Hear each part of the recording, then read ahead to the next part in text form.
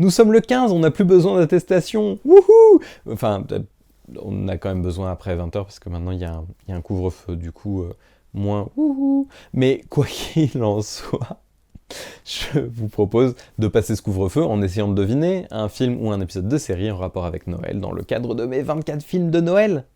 Allez hop, on y va. Don't forget that report, Bill. Yes, sir. Thank you. Merry Christmas. Merry Christmas. Merry Christmas. Merry Christmas. Kiss my ass.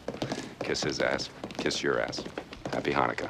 The Night Before, ce petit ovni de la série de films de Seth Rogen sur la drogue, l'alcool et les amis. Pour moi, Seth Rogen, c'est un peu le Edgar Wright des États-Unis. Bon, un poil moins subtil, mais très très intelligent malgré son air débonnaire. J'ai utilisé toutes les anecdotes dans les indices, c'est dire s'il y en avait beaucoup, parce qu'en vrai, il y en a genre 2, c'était pas des vraies anecdotes, des vrais indices, mais je vous le conseille quand même si vous aimez l'humour de Rogen. Ça fait du bien de voir un film de Noël fait par des gens qui ont grandi avec des Gremlins, avec des Die Hard et avec tous les autres. Bon, en vrai, je me souviens pas de grand chose de ce film à part que j'ai ri, j'ai dû verser une larme à un moment aussi. Bref, j'ai passé un bon moment et c'est ce que je vous souhaite aussi.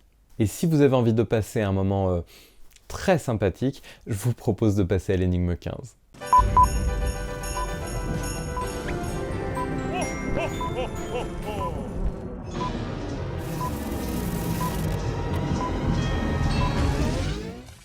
Pour ce soir, je vais vous proposer un film très Covid-friendly. Même si Covid-friendly, ça veut pas dire grand-chose parce que c'est pas vraiment friendly avec le Covid en fait, c'est plus genre human-friendly. Bah oui, parce que Covid-friendly, ce serait juste on se tousserait dessus les uns les autres quoi. Bref, c'est un film anti-Covid puisqu'il y a plein de masques et ça c'est bien. C'est aussi et surtout une très belle histoire d'amour, et comme certains couples, ils avaient un contrat ouvert. C'est-à-dire que le contrat n'avait pas de durée déterminée. Il n'y avait pas de fin. À partir du moment où ils ont accepté de signer ce contrat, ils pouvaient travailler sur ce film pendant 5 ans. Et je sais pas s'ils ont eu vraiment raison de le faire. Bon, si, c'est un chef-d'œuvre absolu. Mais le tournage a été si long que pendant très longtemps, et je crois qu'encore aujourd'hui, il est dans le Guinness Book des records comme l'un des tournages les plus longs de l'histoire du cinéma. Bon, rien qu'avec le dernier indice, c'est assez facile à trouver. Je vous laisse mettre votre commentaire le plus long.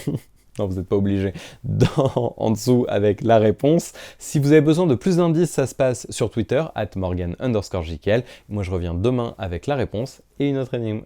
Si vous voulez me faire un cadeau de Noël, je vous propose de laisser un like, vous abonner ou laisser un commentaire parce que ça fait toujours plaisir.